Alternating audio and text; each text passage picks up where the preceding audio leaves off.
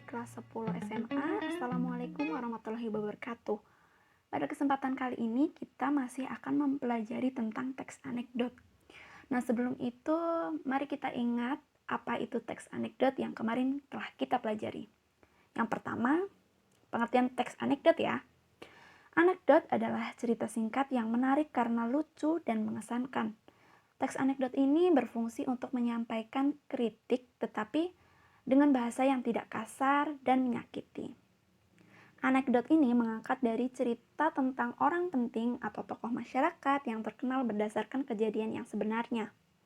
Kejadian nyata ini kemudian dijadikan dasar cerita lucu dengan menambahkan unsur rekaan. Seringkali partisipan, tempat kejadian, dan waktu peristiwa dalam anekdot tersebut merupakan hasil rekaan.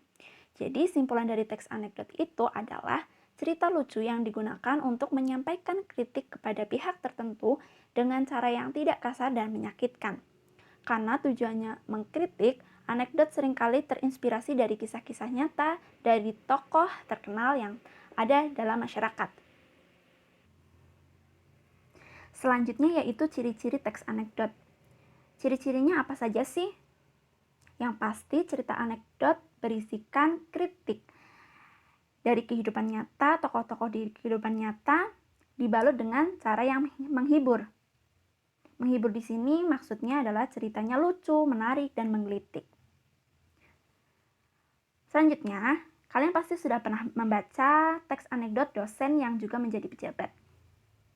Kemudian kita analisis yuk, apakah benar dosen yang juga menjadi pejabat ini merupakan teks anekdot? Isinya bagaimana sih? Nah, ide atau masalah yang dibahas dari teks tersebut adalah dosen yang merangkap menjadi pejabat. Apakah teks anekdot itu memiliki unsur humor? Ternyata ada. Di kalimat penutup, seperti Tono mengatakan bahwa dosen tidak pernah mau berdiri dari tempat duduknya ternyata karena takut kursinya akan diduduki orang lain. Kemudian kritik yang disampaikan dalam teks anekdot tersebut apa sih?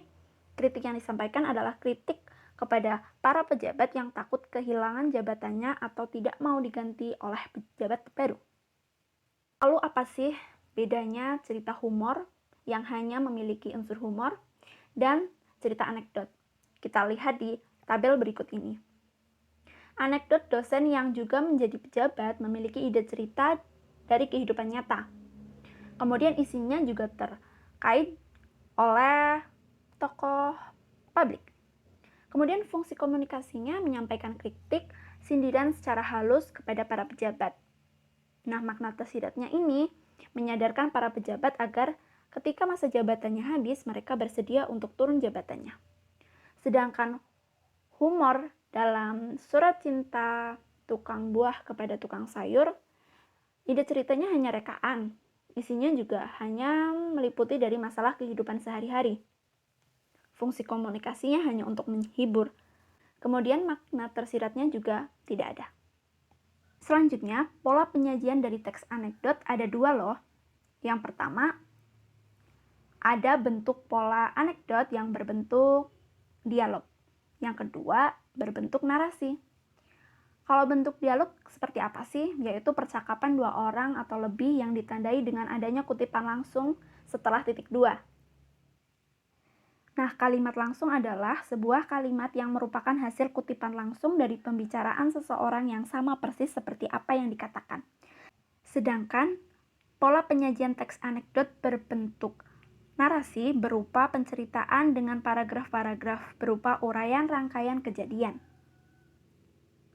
Contohnya seperti ini. Di sebelah kiri, judul dosen yang juga menjadi pejabat berbentuk dialog-dialog. Kemudian sebelah kanan berbentuk narasi. Selanjutnya struktur teks anekdot apa saja sih? Ternyata ada 5. Yang pertama, abstraksi, merupakan pendahuluan yang menyatakan latar belakang atau gambaran umum tentang isi teks. Kemudian orientasi, bagian awal mula permasalahan yang mengarah pada terjadinya suatu krisis. Kemudian krisis, apa sih? Yaitu merupakan bagian dari inti peristiwa suatu anekdot. Di sana terdapat adanya kritik yang ingin disampaikan oleh penulis. Selanjutnya, struktur reaksi merupakan tanggapan atau respon terhadap kritis yang dinyatakan sebelumnya. Kemudian koda adalah penutup atau simpulan sebagai penanda berakhirnya anekdot. Kita lihat contoh berikut. Analisis struktur teks anekdot berjudul Aksi Kemalingan Tertangkap CCTV. Dilihat dari paragraf pertama bahwa struktur itu adalah abstraksi. Sampai ke koda yaitu di bagian akhir. Kita lihat bersama. Selanjutnya yaitu kebahasaan teks anekdot. Apa saja sih? Yang pertama, menggunakan kalimat yang menyatakan peristiwa masa lalu. Contohnya, pada saat itu, pada suatu malam, dan sebagainya. Kemudian yang kedua, menggunakan kalimat retoris atau kalimat yang pernyataannya tidak membutuhkan jawaban. Kemudian yang ketiga, menggunakan konjungsi waktu. Seperti kemudian, lalu, setelah itu, dan lain-lain. Yang keempat, menggunakan kata kerja aksi, yaitu kegiatan melakukan, seperti menatap, berjalan, menulis, dan lain-lain. Yang kelima, menggunakan kalimat perintah, biasanya ditandai dengan kata tolong, silakan, dan lain-lain. Yang keempat, menggunakan kalimat seru.